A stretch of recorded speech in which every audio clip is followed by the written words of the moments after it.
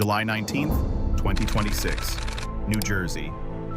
The final whistle blows, and Spain are champions of the world.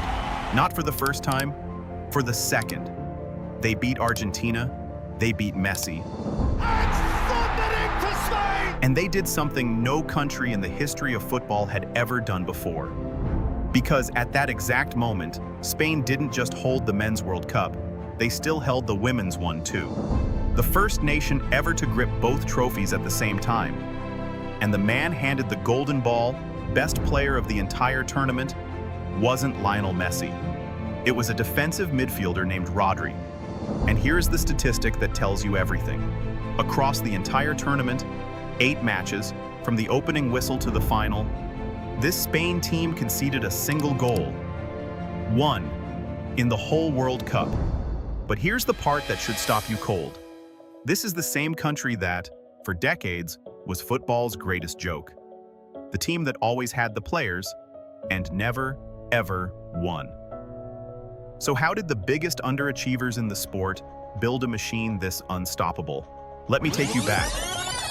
To understand how ridiculous this really is, you have to understand what Spain used to be. They entered their first World Cup in 1934. And for the next 70 years, they were the definition of talent wasted. Every generation, the same story.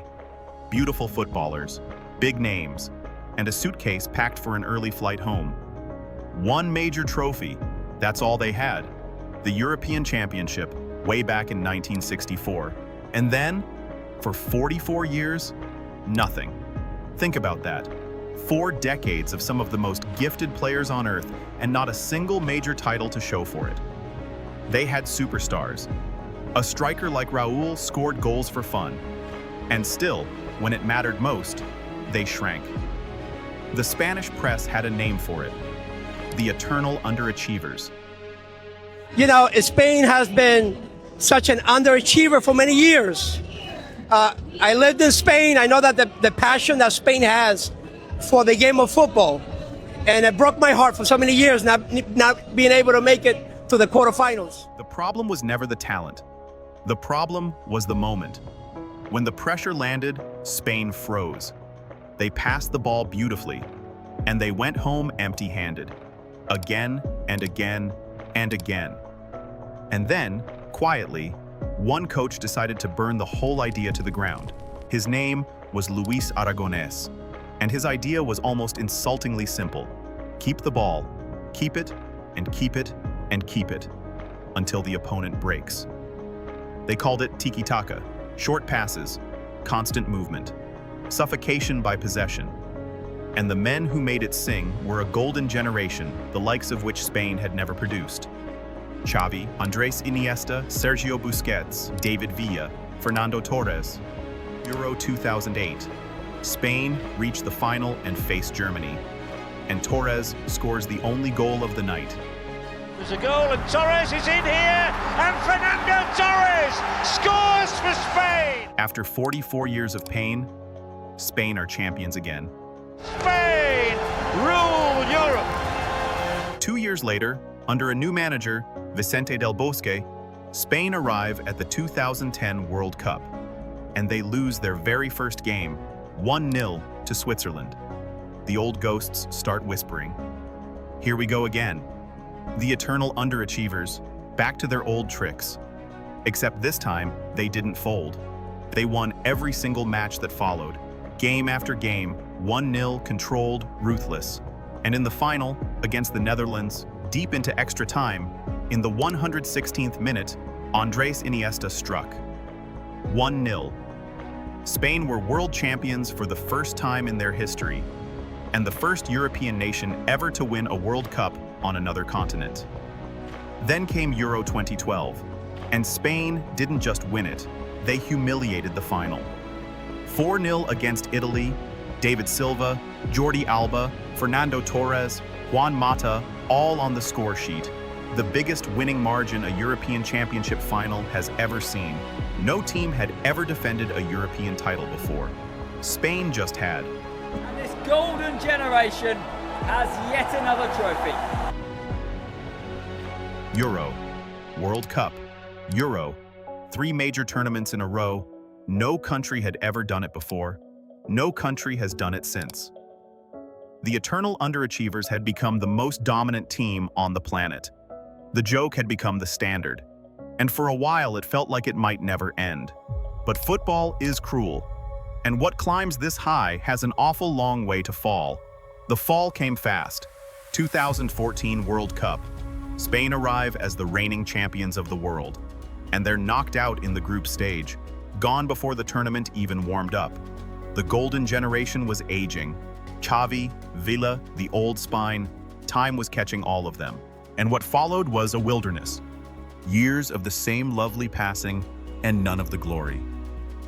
Tournament after tournament, the trophies slipped through their fingers, and people started asking the brutal question, was tiki-taka finished? Had everyone else simply figured Spain out? Then a new coach stepped in, Luis de la Fuente, and he did something bold. Instead of chasing old glory, he rebuilt around kids, around a spine of Rodri, and around teenagers most fans had never even heard of. A fearless winger named Nico Williams, a calm young defender named Pau Cubarsí, and a 16-year-old from Barcelona who moved like the ball was tied to his boot, Lamine Yamal. In 2023, they won the Nations League, Spain's first trophy in a decade, grinding down Croatia when it went all the way to penalties. Dani Carvajal stepped up for the decisive kick and calmly chipped it straight down the middle. After 10 long years, the silence was finally broken. Then, Euro 2024. Spain won all 7 of their games. In the final, they beat England 2-1, a late winner from Mikel Oyarzabal. A record 4th European crown, more than any nation in history. Rodri was named player of the tournament, and months later, he lifted the Ballon d'Or itself. Yamal, at just 17, became the youngest player ever to appear in a major final. Spain were back, but the biggest test of all was still coming. The 2026 World Cup, and standing directly in their path, France. Kylian Mbappé, scoring for fun, dragging his team toward the trophy, on his way to becoming the highest goal scorer in the entire history of the World Cup. In the semi-final, Spain met them head-on, and Spain knocked them out. The favorites. The team half the planet had tipped to lift the trophy. Gone. Only one obstacle left. The final. The defending champions. And a man chasing the last great fairy tale of his career. Lionel Messi. Spain versus Argentina. Everything they had ever built for. 90 minutes. Maybe more. And Spain suffocated them. The way only Spain can. By the end of the night, they had taken 20 shots. Argentina managed 2, but the goal wouldn't come. Argentina's keeper, Emiliano Martinez, stood on his line and made save after save after save, 12 of them in total, the most any goalkeeper has ever made in a World Cup final. Then, deep in stoppage time, Argentina's Enzo Fernandez was sent off, and for all of extra time, they played a man short. Spain pushed, and in the 106th minute, the ball dropped to a substitute, Ferran Torres, left foot, under the bar, 1-0. That was it.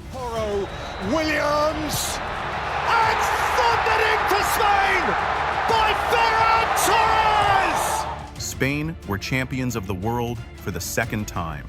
And Argentina? They came within 1 goal of history of their own.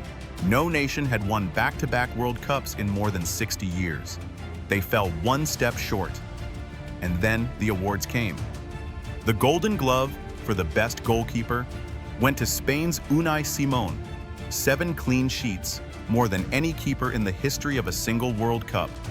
And the Golden Ball for the best player of them all went not to Messi, but to Rodri, a holding midfielder, the quiet man in the middle who made the entire machine run, a man whose whole job was the ball. The exact idea Aragonés dreamed up all those years ago. But the number that says everything is this one. 3 years earlier, in Sydney, a defender named Olga Carmona had scored the goal that made Spain's women champions of the world. Now the men had joined them. 2 crowns, 1 country. Let that sink in.